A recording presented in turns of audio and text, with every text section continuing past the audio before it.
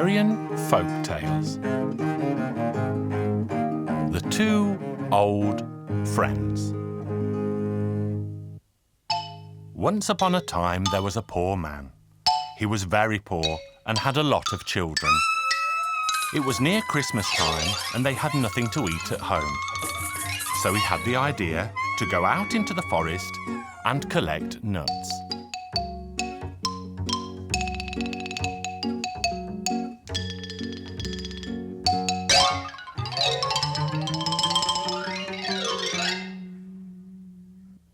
Out he went and collected half a sack of nuts. He then took the nuts to the town where he planned to sell them.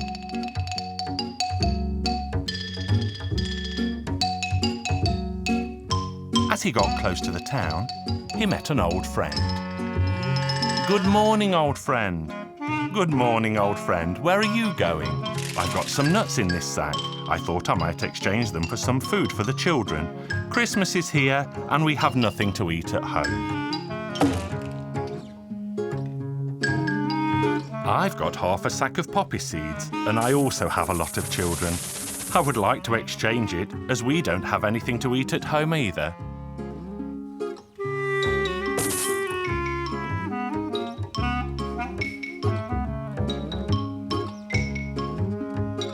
"Look, old friend, let's exchange the sacks without looking at what's inside."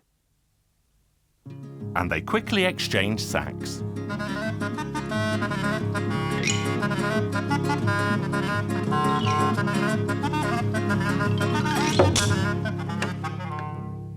Then one of the old friends arrived home. "Well, children, I got half a sack of nuts in exchange for that half a sack of ashes. I shall pour them out for you to eat." He emptied the sack, and it was full of oak apples.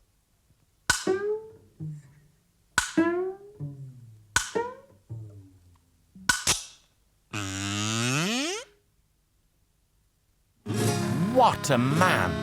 He cheated me. He will pay for this.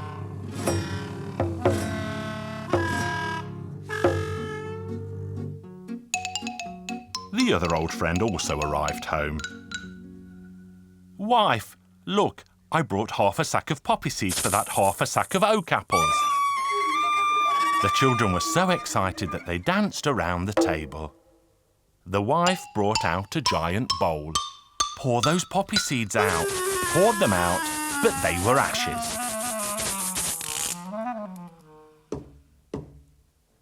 What a man! Why did he cheat me? So he set off to the town to meet his old friend. They both arrived and began to threaten each other with sticks. "What a man! Why did you cheat me?" They began to fight, but after a while, one of them began to laugh. "Why did you cheat me? We could never cheat each other. Let's join forces and work together." A rich man gave them each a job and employed them for the last 3 days of the year. When the 3 days were up, they went to the man and asked for their wages. The rich man gave the order to bring each of them a plate full of gold. They were both very happy. They both got their wages and they both set off home. They were poor, but at the same time, they were cunning men. "Look, old friend, we should go back to the pit where the gold was kept and we can take more of it during the night."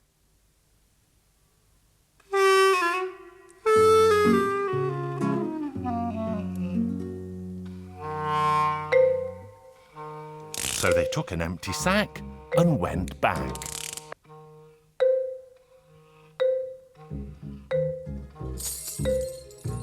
"How will we go down there?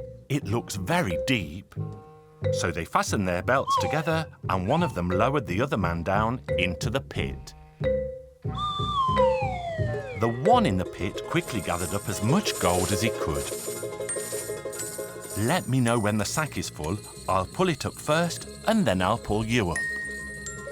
But the man in the pit had a better idea. If I send the gold up, he'll run away. I have to stay down here, but then they'll catch me. He put a lot of gold into the sack, but he did not fill it up. Then he climbed into the sack with the gold. Now you can pull.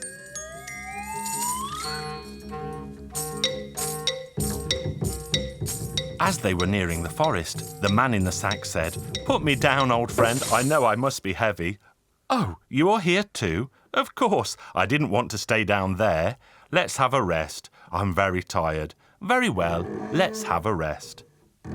The man was so tired that he sat down and fell fast asleep. So the other man picked the sack up and began to run away. When he awoke, the other man had gone. "What can I do? He's taken it now." Very well. Then he cut a stick, tied a thread to it,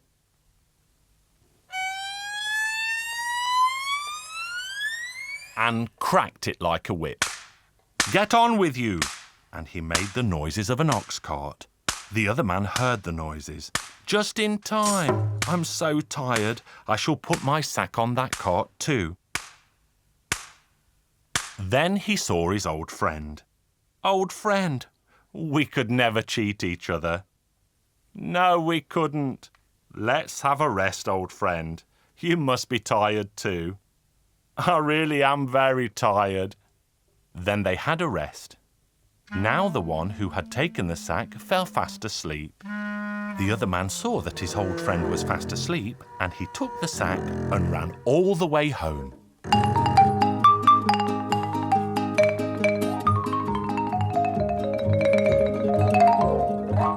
There he told his wife, "Put this gold quickly in a box. Take the hoe, come with me to the cemetery, bury me, and if my old friend comes to see me, tell him I am dead." So they went to the cemetery. The woman carefully buried him under a thin layer of soil so that he would come to no harm. Then she returned home, where she held her head as if she was crying.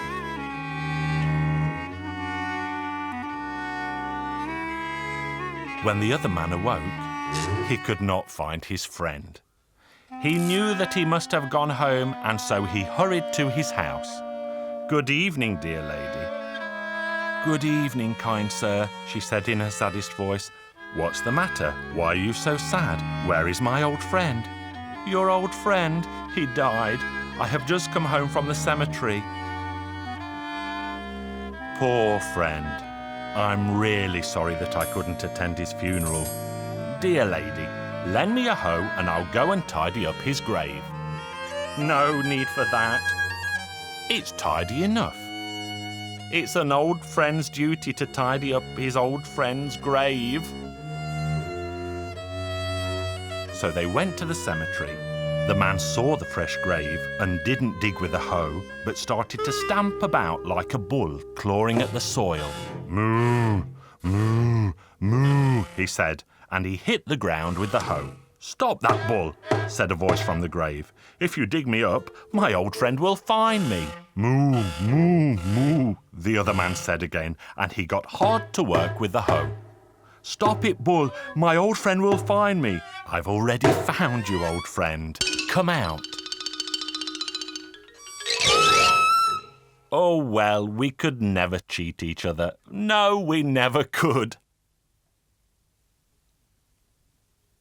Then they went home, divided the gold between both families, and had a very merry Christmas.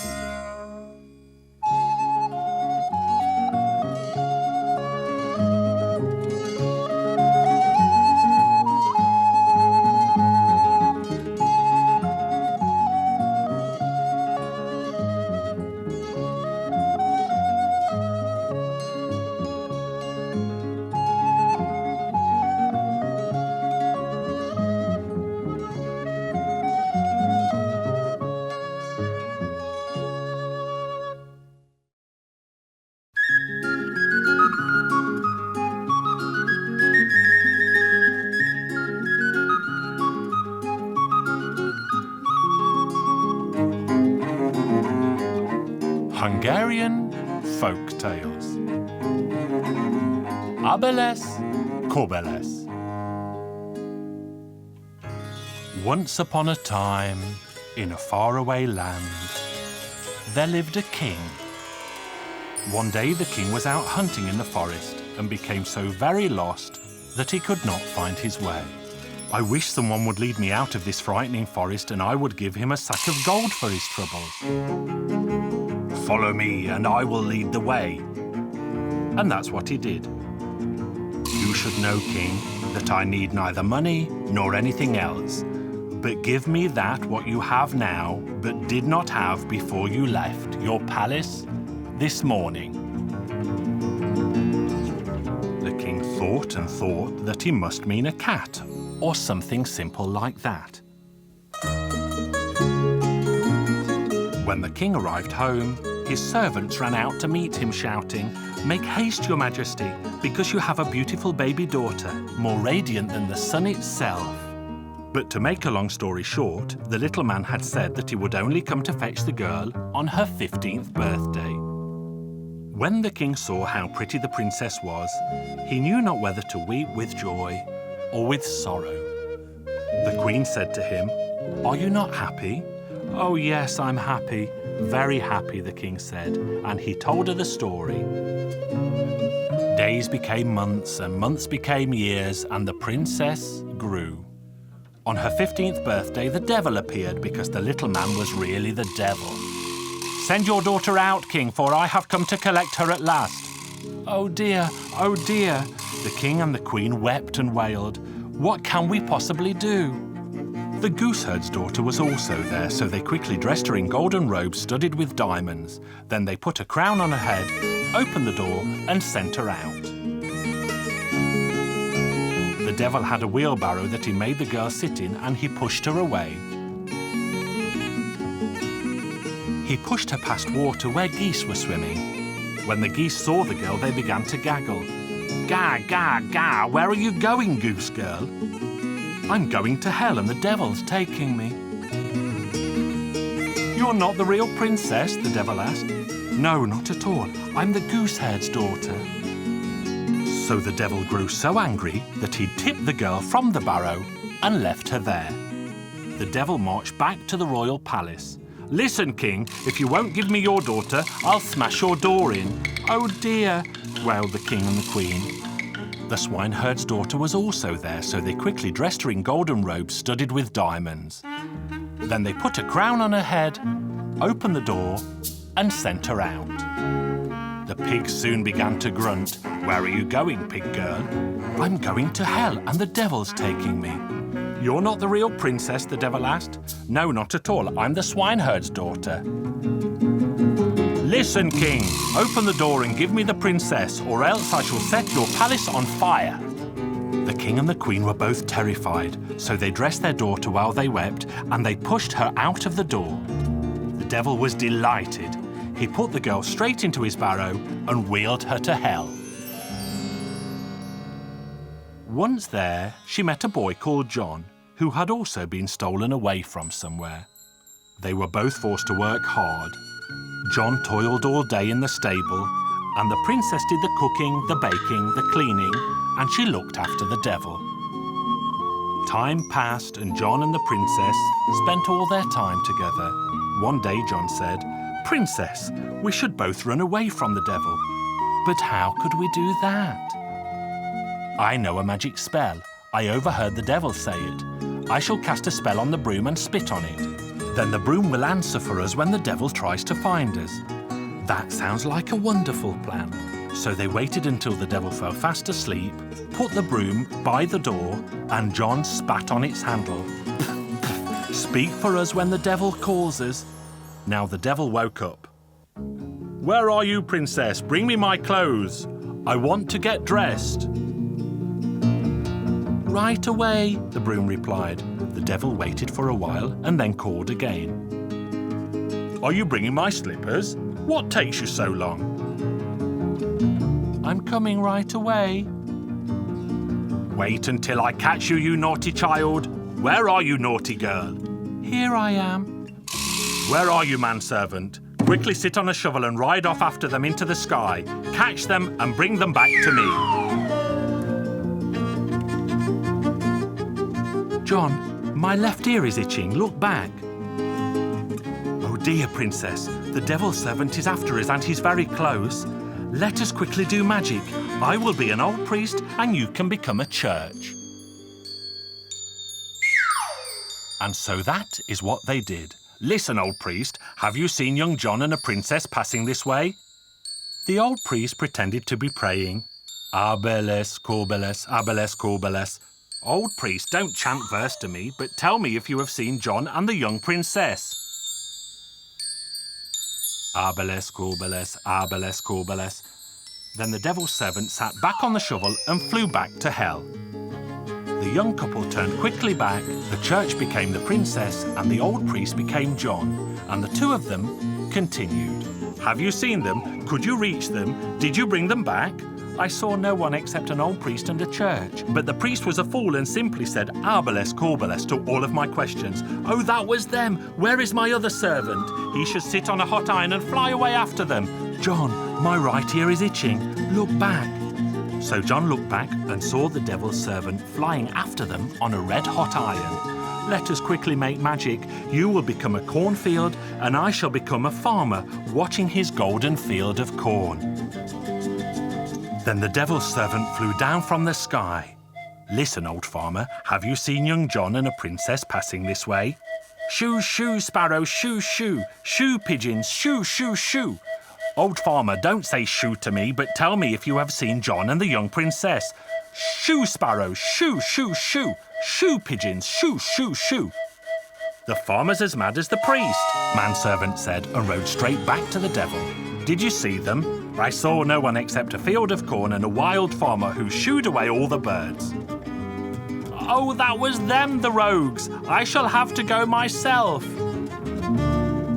Oh, John, both my ears are itching now. Look back.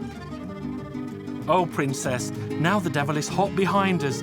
Hurry, and you'll become a golden duck, and I'll become a pond.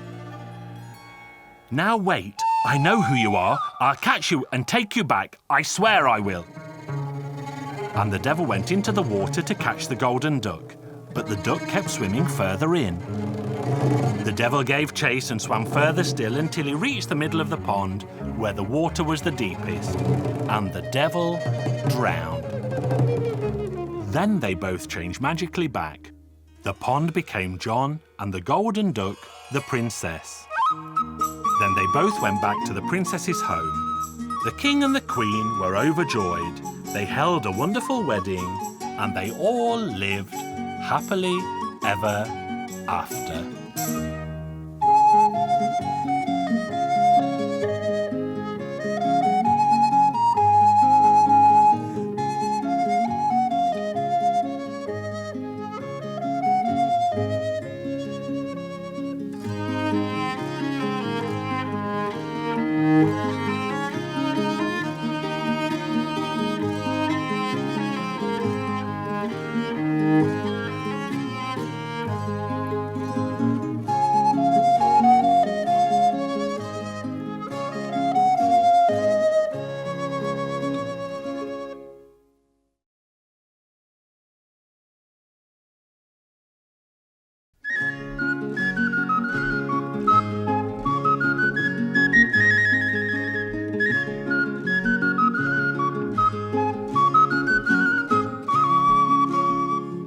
Hungarian Folk Tales.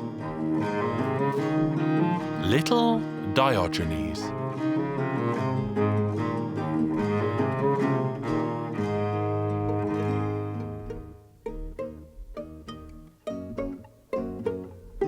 When I was a little lad, my father sent me out to the forest to watch the cows grazing. He told me to keep a close eye on the herd because if any of the cows strayed away, he'd skin me alive.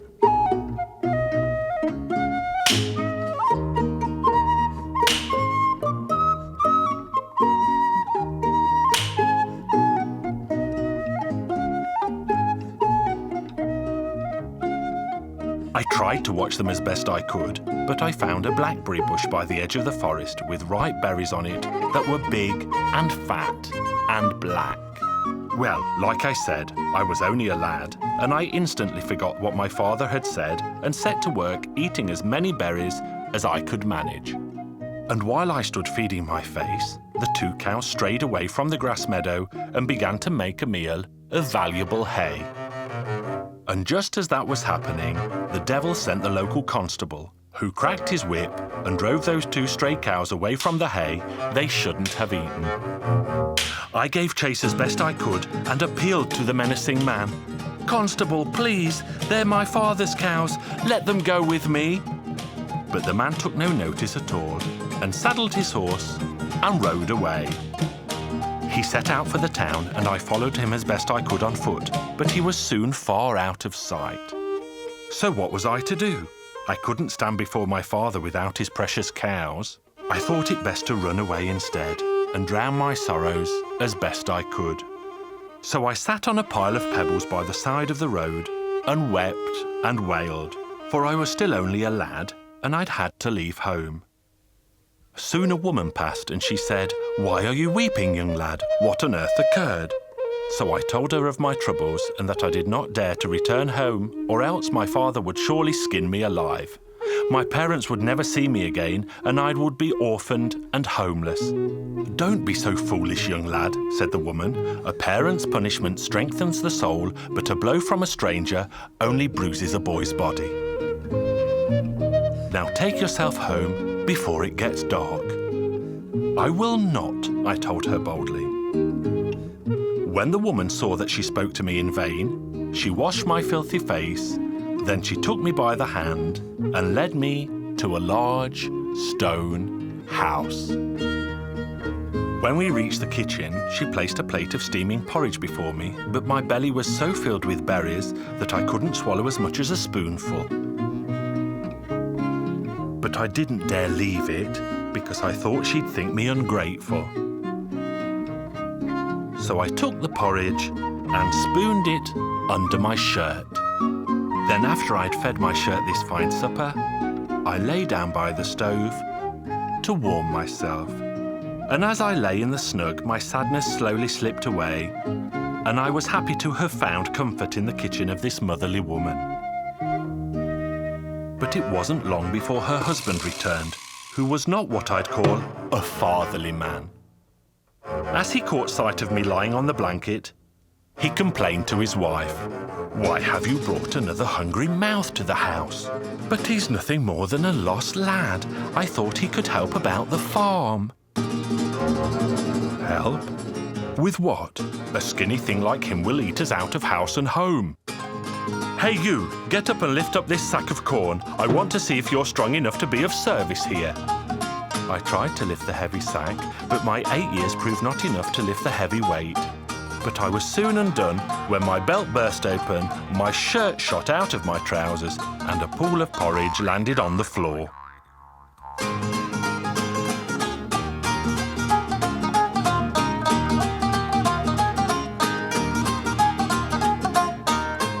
"You filthy thief! You have stolen from us on your very first day here."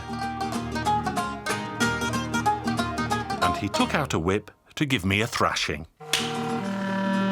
The wife begged him to spare me, but instead he grabbed me by the scruff of the neck and stuffed me into a barrel. Then he sealed the barrel tight and rolled it far from the house so that no one passing would hear my cries.